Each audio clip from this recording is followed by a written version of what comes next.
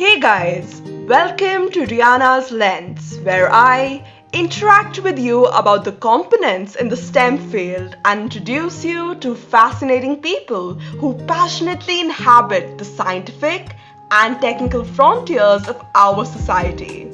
My name is Rihanna Malhotra and I'm absolutely elated to share this podcast with all of you.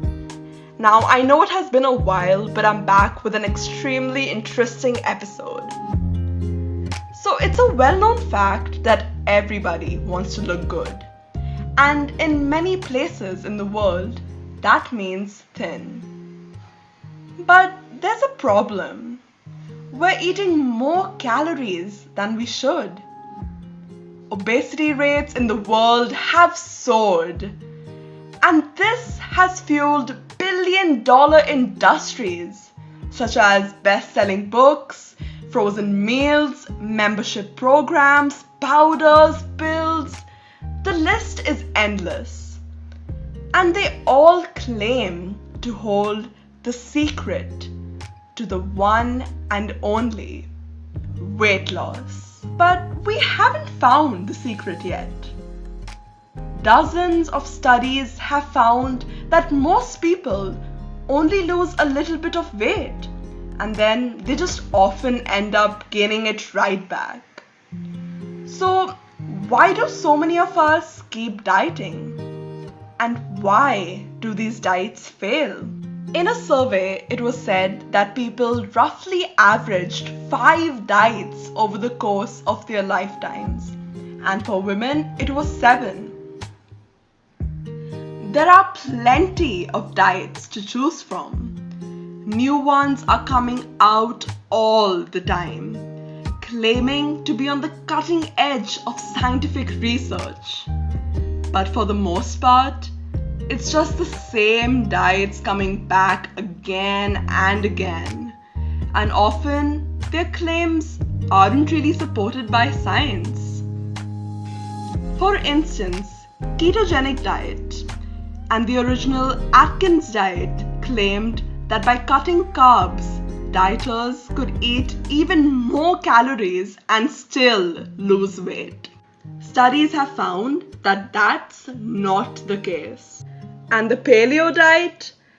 Our Paleolithic ancestors didn't even actually eat that way. There's lots of evidence that all they ate was grains. Then there are diets that are based on your body, like eating according to your blood type. Only there's no rigorous scientific evidence to prove that one either. Science has long rejected the concept of detox because our bodies have evolved to do a great job ridding us of these harmful substances all on its own.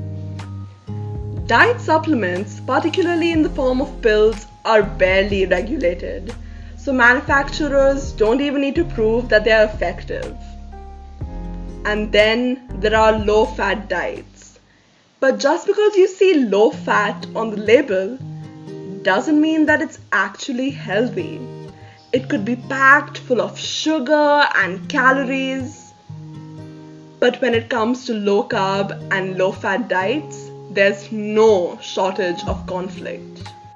In 2018, Dr. Christopher Gardner and his team at Stanford University created a study. They recruited about 609 volunteers with 15 to 100 pounds of weight to lose. And then they randomly assigned them to either low-fat or low-carb diets for one entire year. The results? They were virtually identical. Some people did lose a lot of weight, but most did not. So why do diets work for some people and not for others? There's one simple answer. Diets don't work for most people because they can't stick to them. Yet, many of us still see that as a personal failure. And that's partly because of how diets are marketed as drastic weight loss that's easy and achievable. An approach that dates back to 1863 when a British mortician named William Banting published the first blockbuster diet book. Banting's Letter on Corpulence, addressed to the public, was a 16-page, effectively low-carbohydrate diet plan. And then the book became an instant bestseller. Across much of Europe, people started using the word Banting itself to mean dieting. But for most of our history, being overweight was the exception. It was just not the norm. Meals had to be farmed and prepared. Just eating enough food took a lot of effort. But in the West, that all changed after World War II. Transportation systems got better, production systems got better, and companies were able to make foods that were in boxes and had longer shelf life. And people loved them because they were just so convenient. The classic processed food is what happens to whole grains when you turn whole grains into white flour. You remove the outer layer of bran and then you remove the wheat germ. That's where all the vitamins and minerals and fibers are. The solution? Put those vitamins and minerals right back in. And many consumers who had never heard of these nutrients before now connected their presence in these new foods with health. And so the modern dieting industry was born. Metrical was a canned protein shake containing 225 calories in 14 different flavors, fortified with vitamins and minerals. It was a sensation. Trader Vic's began offering a 325-calorie liquid lunch. The upscale department stores released a purse flask for every secret Metrical drinker. The Senate restaurant offered it on its menu, and even JFK was known to be a fan. But the Metrical drinking craze came to an end. By the early 1980s, the company stopped making them, partly because drinking a chalky tasting shake instead of meals is hard for people to sustain, and partly because it was so overtaken by the rise of other diet fads. And this is the bind we are still in. The dieting industry pushes us to cut calories, while the food industry primes us to eat more of them.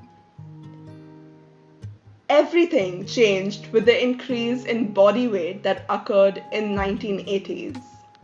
Policies were changed for subsidizing agriculture and gave farmers incentives to grow as much food as they possibly could. Food got cheaper and we ate a lot more of it, particularly between meals. In the late 70s, 28% of the people ate 2 or more snacks a day. But by the mid-90s, it climbed up to 45%. Now that the weight loss was an urgent public health issue, government started pouring money into research, which led into a new scientific understanding as to why dieting is so hard. A reality TV show, The Biggest Loser, was so absurd and unique because for the very first time, we could study people who were losing an enormous amount of weight, more than 130 pounds on average over 7 months. And these people started off with the most severe forms of obesity. So we've been using the word obesity a lot. What exactly is it?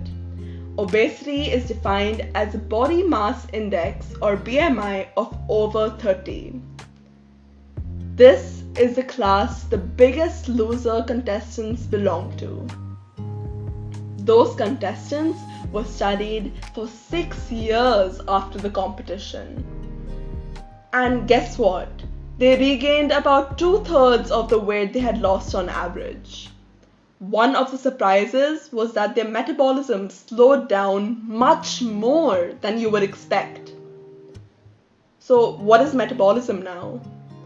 Well, it is basically the energy required to keep your cells and tissues alive. The foods we eat is the source of our energy. The majority of that energy is 70 to 90%, which is used exclusively for bodily processes like digestion, keeping our heart beating, our hair growing, and so on. But not for walking, biking, or jogging. Physical activity is great for muscle tone and overall health, but it just doesn't burn as many calories. And after working out, people tend to eat more calories, which also doesn't help. Losing weight isn't just a question of willpower. Our bodies are actually pretty resistant to weight changes, especially when it's dropping. And then there's leptin, a hormone that signals to the brain how hungry you are. A number of studies have found that leptin levels are lower on people who have just lost weight. On top of that, there's another aspect to our bodies and our dieting that we can't really control. Our genes. That doesn't mean your weight is determined by your genes, but certain genes make it more likely that you'll be overweight within a given environment. Our genes may not have changed much, but our food environment has. High-calorie processed food is now often cheaper and easier to get than healthy food, especially in low-income areas.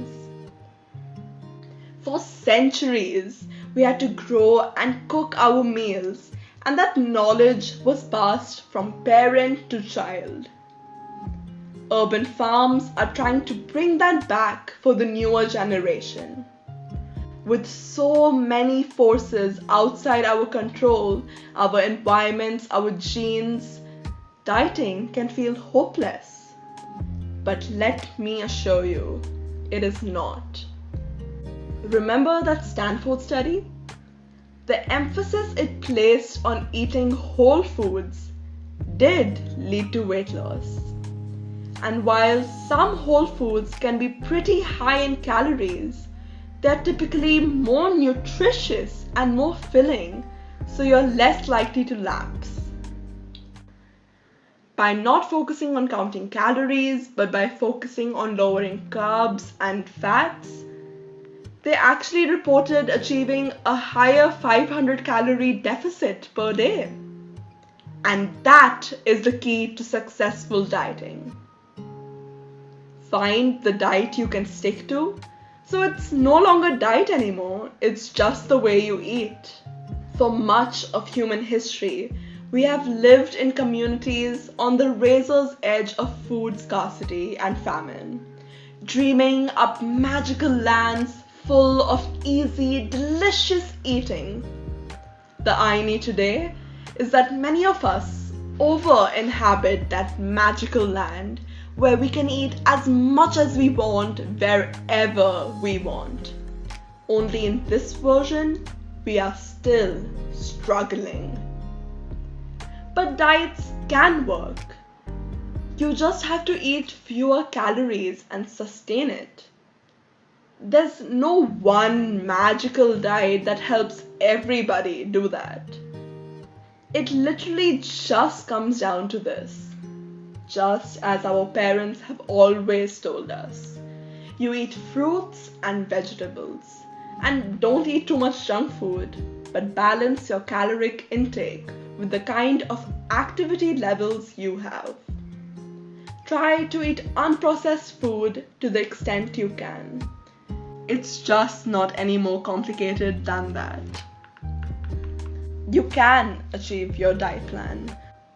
And all you have to do is believe in yourself. Well, that's it for today. Thank you so much for listening to this episode of my podcast. This podcast is now available on YouTube, Apple Podcasts, Spotify, Breaker, Google Podcasts, and all the other listening platforms. Make sure you subscribe and stay tuned for more.